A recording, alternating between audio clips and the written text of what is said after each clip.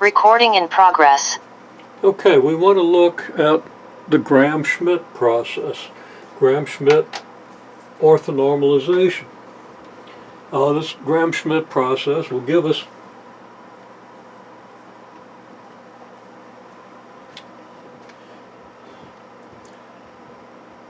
an orthonormal basis for a vector space, if we have any basis at all.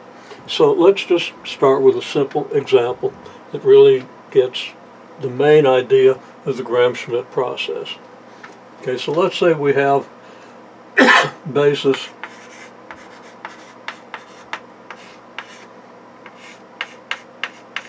one, 4, 5, 3. And this is a basis of R2. Sorry, it's allergy season, can't do much about this, but the coughing. But okay, so here's a basis of R2, and it's easy to see that this is a basis. We can do the dot product of these two vectors, and it's clearly not 0. So this basis is not orthogonal. Okay, it's not normal. Neither of these vectors has magnitude of 1. The dot product is not equal to the product of the magnitudes, which you can easily verify, so that these vectors are not parallel, but you can see that very easily if you just look at slopes. Okay, let's go ahead and illustrate these vectors. 1, 4 might have a direction about like this, and 5, 3 maybe a direction like so. So let's just say that this is 1, 4, and this is, actually let's go ahead and put these into the column vector notation. Okay. So here we have the vector 1, 4. Here we have the vector 5, 3. Now, we have this operation called vector projection. Okay? So let's just call this vector V1. Call this vector V2. Vector projection, we project V1 onto V2. Now the projection is a simple enough operation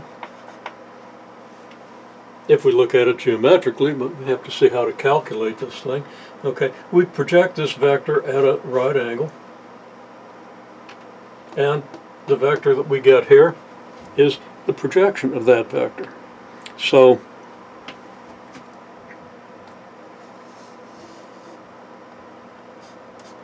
this vector is the projection onto V2 of the vector V1.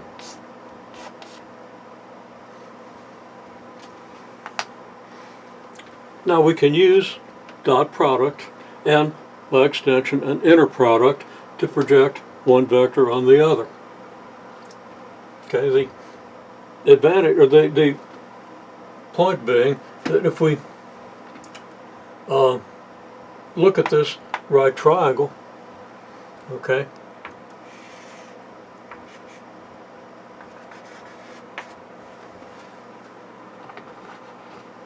this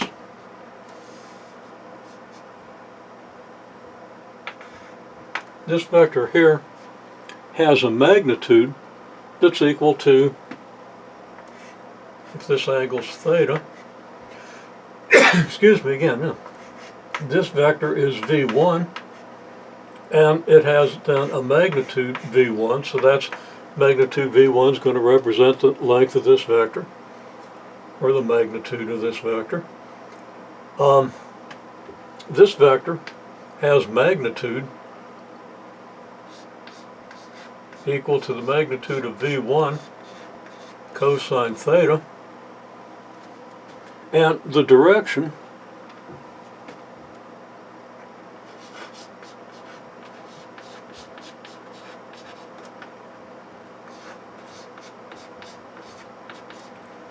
V2. Well, this means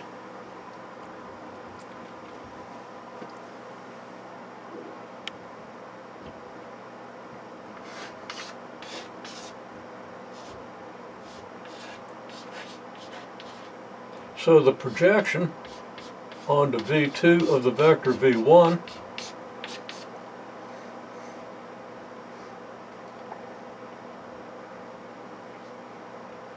equals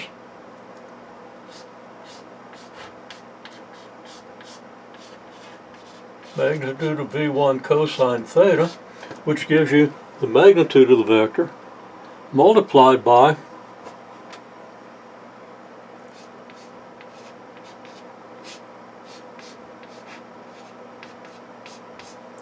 V2 over the magnitude of V2. Now why V2 over the magnitude of V2? And looks like I need to aim this camera a little better. Yeah, it's going to mess up the other one. Let's do this so we get the whole board, and I think we're still good with the other camera. Okay, so why this vector? Well, we know that this vector is a unit vector in the direction of V2. Okay.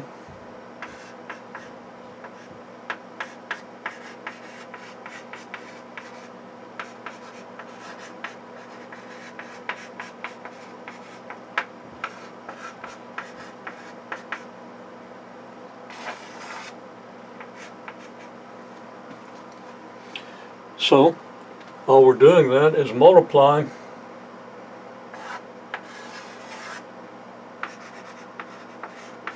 the magnitude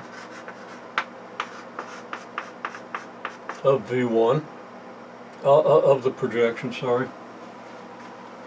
I'll just do that a little sloppily.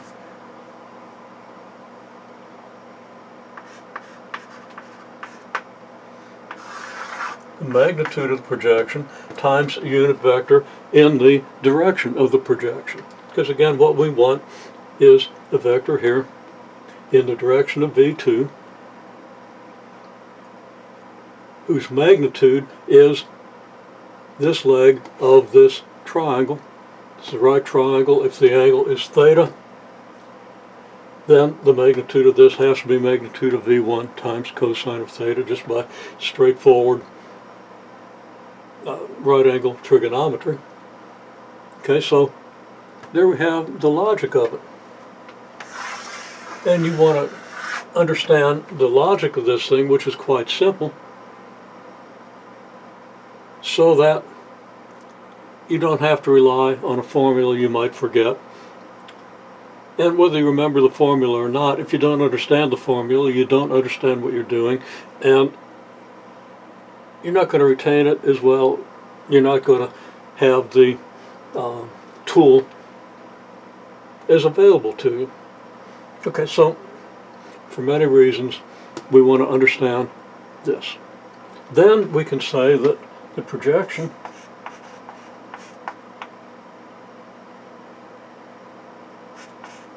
onto V2 of the vector V1 equals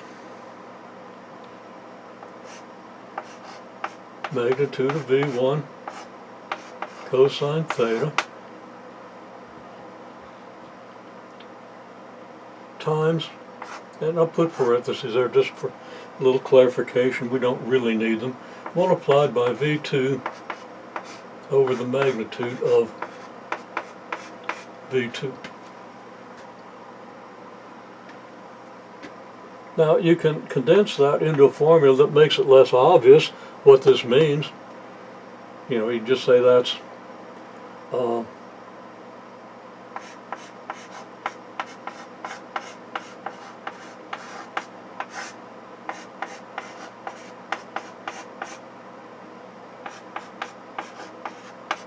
maybe this, and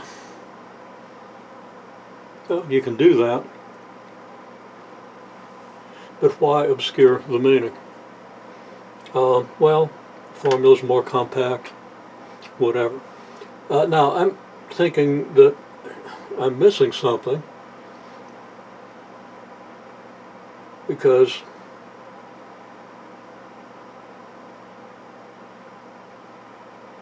there's a formula I recall, and I'm used to the formula. It has a magnitude of V2 squared in the denominator. So I want to check my memory here, make sure that I'm really doing this correctly. And as an honest, something doesn't feel right, but there's a very straightforward derivation here. So let me check out my derivation. Okay, you have this unit vector. It is a unit vector in the direction of V2. We can enhance the picture slightly by saying, okay, here we got V1, here we've got V2, here we've got the projection of V1 on V2, and that's where I'm wrong.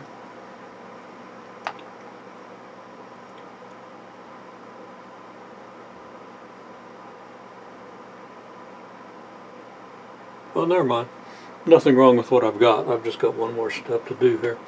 Okay, but anyhow, to enhance this, and then we've got V2 over magnitude of V2. Now, magnitude of this vector is about 6. Get 5.8, something like that. So about 1/6 the length of that vector. So here is, this red vector is V2 over the magnitude of V2. Okay, well, I've left one step off because, of course, we don't know cosine theta, do we? Okay, so what are we going to do about this magnitude of V1 cosine theta? Do we have to go out and calculate cosine theta? Well, that's easy enough to do. We just take the inverse cosine of the dot product divided by the product of the magnitudes of the two vectors. Well, we don't want to do that, so we want to observe something. Okay? Let's go back to the definition of dot product, which I'll write over here just to remind us.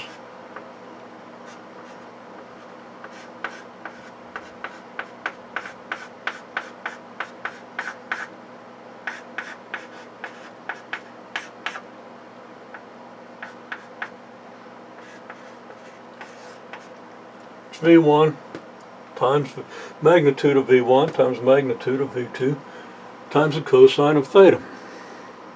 Notice that right here in this expression,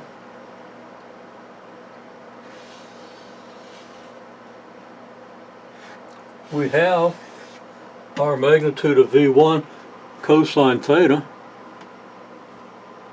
sitting there staring us in the face. And I still don't have the camera far enough over there, so let's just do this. Okay, so there we have it, and this tells us that the thing that we need here, the V1 magnitude of V1 cosine theta, can be calculated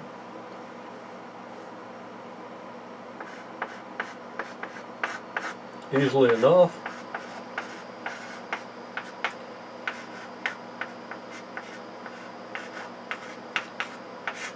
just by dividing both sides by this magnitude of V2.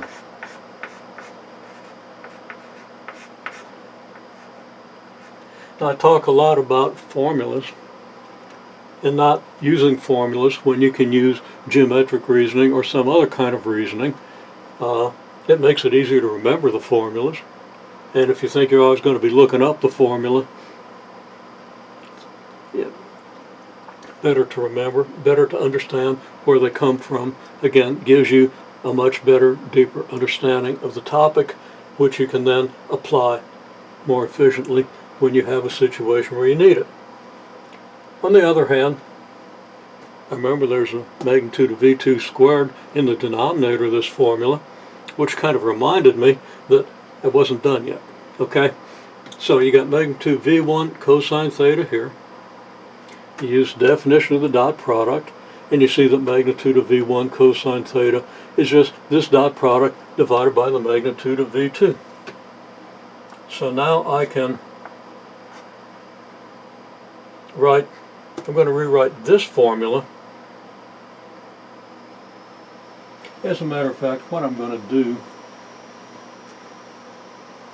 is I'm going to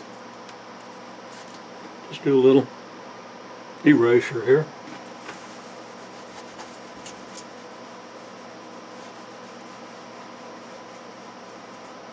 And I'm going to say that this magnitude of V1 cosine theta, which is now here, we got from here, gives us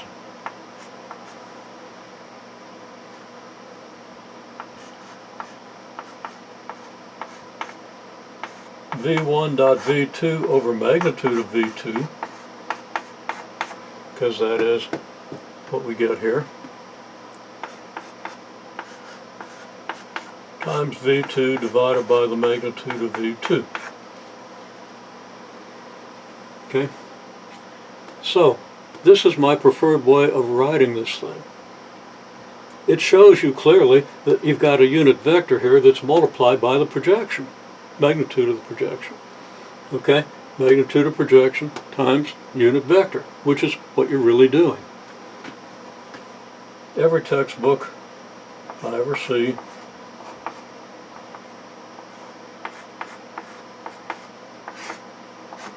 lumps these two magnitude of V2 expressions into a single denominator with a square on it.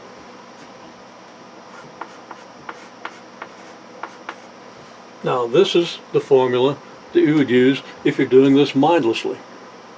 This is the formula you use if you want to remind yourself of what's going on. Okay, I like this a lot better than this, although the connection is very clear. Now, if you understand what's going on well enough to look at this and see, well, yeah, this V2 could go under here, there's your unit vector and so forth. If you want to think that much, or if you naturally can think that much, then that's fine. If you have that insight and you're going to maintain that insight, then this formula is just fine. If you're not sure you're going to maintain that insight, I like this better because it connects this, and I like the idea of thinking through what you mean when you construct the projection. Okay. Now I've got to